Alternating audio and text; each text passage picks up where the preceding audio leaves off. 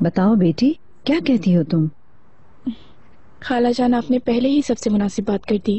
آفرین بیٹی، تم نے اپنی زندگی کا فیصلہ بہت اچھا کیا ہے۔ چنار بہت اچھا لڑکا ہے، تمہیں اس سے بہت خوشی حاصل ہوگی انشاءاللہ۔ تمہیں وہ کبھی بھی دکھ نہیں دے گا، لیکن یاد رکھنا کہ اس کام میں تمہیں کچھ مشکلات پیش آئیں گی۔ میں تمہیں ابھی اس لیے بتا رہی ہوں میری بیٹی کہ تم ہر مشکل کا سامنا کرنے کے لیے تیار رہو۔ خالہ جان، آپ کے الفاظ میرے لیے بہت قیمتی ہیں۔ آپ جو بھی سوچ رہی ہیں میں جاننا چاہتی ہوں۔ استنبول میں دل لگانا بہت مشکل کام ہے۔ فرض کرو کہ استنبول نے تمہیں قبول کر بھی لیا، تو یہ سوچو کہ اس آدمی نے بہت سے دکھ سہے ہیں اور اس کے غم ابھی تازہ ہیں۔ بیٹی، بے شک اس کے دل میں تمہارا خیال ہوگا، مگر اس کا ذہن ابھی بھی بہت پیچیدہ ہے۔ کبھی وہ رک جائے تو تمہیں اٹھانا ہوگا، وہ کہیں کھو جائے تو تمہیں اس کی مشعل بننا ہوگا۔ خالہ جان، میں یہ سب کر سکوں گی؟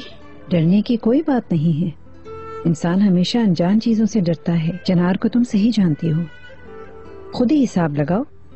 جب تم میرے گھر آئی تھی تو تم ایک زخمی پرندے کی طرح تھی۔ تمہارے زخموں پر ہم نے مل کر مرہم لگایا اور صحیح بھی کیا، اور اب بالکل ویسے ہی تمہیں چنار کے ساتھ کرنا ہے اور ہمت والی بننا ہوگا، اپنا گھر بنانا ہوگا۔ چنار اس گھونسلے میں اڑنے کی طاقت تم سے حاصل کرے گا، تم دیکھ لینا۔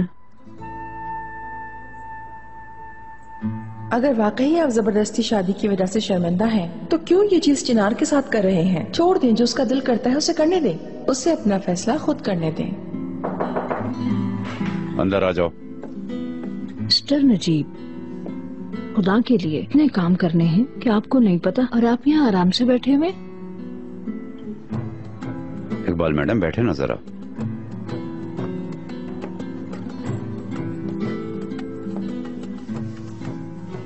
خیریت تو ہے نجیب؟ یہ شادی کا مسئلہ تھوڑا جلدی نہیں ہو رہا آپ کے خیال سے؟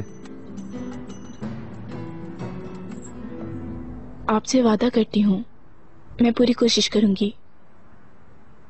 تو آج شام کو نکاح ہے۔ کیا؟ آج شام کو؟ بیٹی، ایسے مت کہو کہ جیسے تم ہماری فیملی کو جانتی ہی نہیں۔ ہم چاہے جتنا مرضی براڈ مائنڈڈ ہو جائیں، پھر بھی ہم ایک مذہبی خاندان سے تعلق رکھتے ہیں۔ یہ ٹاپک کھل چکا ہے، ٹھیک ہے، اور سب کی زبان پہ ہے۔ خالہ جان، آپ ٹھیک کہہ رہی ہیں۔ اب تم دونوں اس گھر میں اکٹھا نہیں رہ سکتے، یہ ہماری شان کے خلاف ہے، یہ بات سمجھ لو بیٹی۔ ٹھیک ہے خالہ۔ پہلے جلدی سے نکاح پڑھوا لیں، پھر دھوم دھام سے شادی کریں گے۔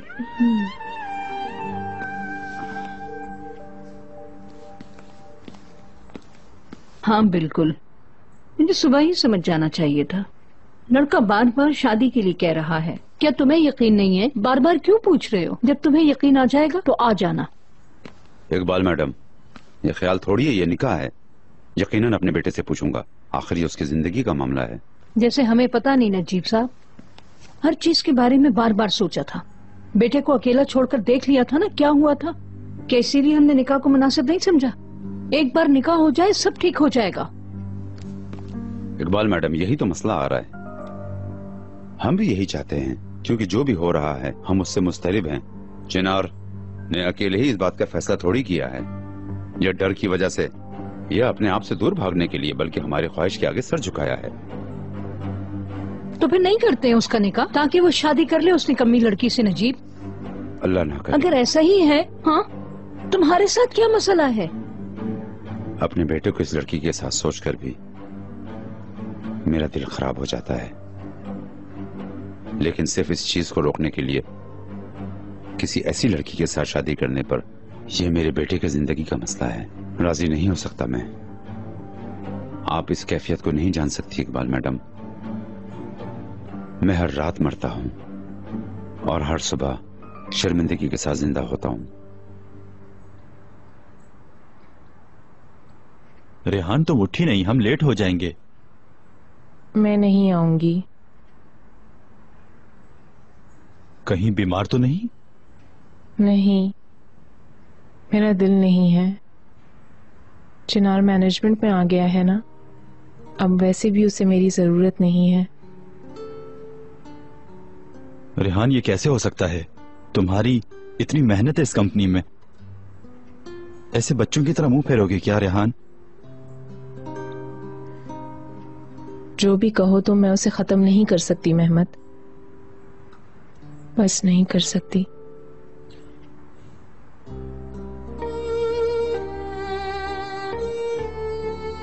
سب ٹھیک ہو جائے گا. شکر ہے کہ تم میرے ساتھ ہو.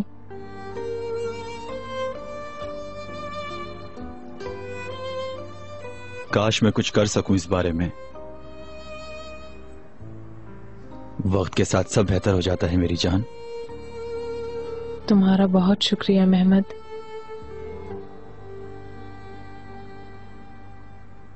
ماسی کو بہت جلدی بھول گئے آپ نجیب صاحب, لیکن میں نہیں بھولی. کیا یہ دکھ تم نے اکیلے ہی سہا ہے؟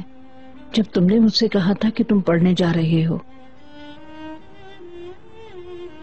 میں جوان تھی اور زندگی سے مجھے بہت امیدیں تھیں, اور میں تم پر صرف عاشق نہیں ہوئی تھی, دیوانگی کی حد تک تم پر عاشق تھی, اتنی کہ کبھی کبھی تمہیں خود حیران ہوتی تھی. تمہاری یاد کے بغیر ایک پل نہیں گزرتا تھا مجھ سے. اور جب تمہارے بھائی کا رشتہ آیا, تمہیں بتانے کی بہت کوشش کی مگر نہیں بتا سکی. میں سمجھ رہی تھی کہ سب کچھ میرے ہاتھ سے نکل گیا, کسی نے میری بات نہیں سنی, تمام کوششیں رائے آ گئیں, اور پھر اگلی ہی صبح میرا نکاح کر دیا گیا, اور میں بالکل حیران سی رہ گئی, کچھ نہ کر سکی. یہ میرے لیے تو ایک بھیانک خواب تھا, لیکن یہ خواب ختم نہیں ہوا.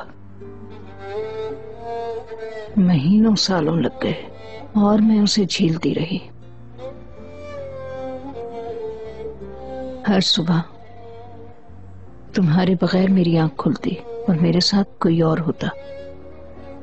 میرے اللہ, میں کیا کرتی, آخر میں کیا کرتی.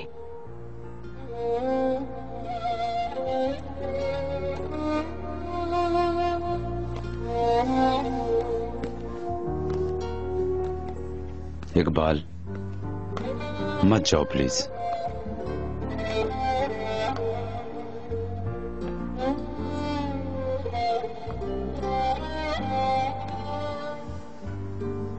اقبال تمہارے زخموں کو کریدنا نہیں چاہا تھا. ہم دونوں نے ایک جیسی پریشانیاں جھیلی ہیں, اور اب ہمارے بیٹے کی وہی تقدیر ہے. یہ مت کہو نجیب, میرے بیٹے کی تقدیر ایسی نہیں ہے. ہم اپنے بیٹے کو ان چڑیل ماں بیٹیوں سے بچانے کی کوشش کر رہے ہیں. ہماری تکلیفوں کا سبب تشکران لوگ نہیں ہے کیا؟ میں اپنے بیٹے کو ان کے حوالے نہیں کروں گی. یاد رکھنا, اگر تم نے مجھے روکنے کی کوشش کی تو مجھے اپنے سامنے پاؤ گے. میں ماں ہوں اور اپنے بیٹے کی پوری حفاظت کروں گی. بہت زیادہ دکھ اٹھا لیے اس نے, اب نہیں.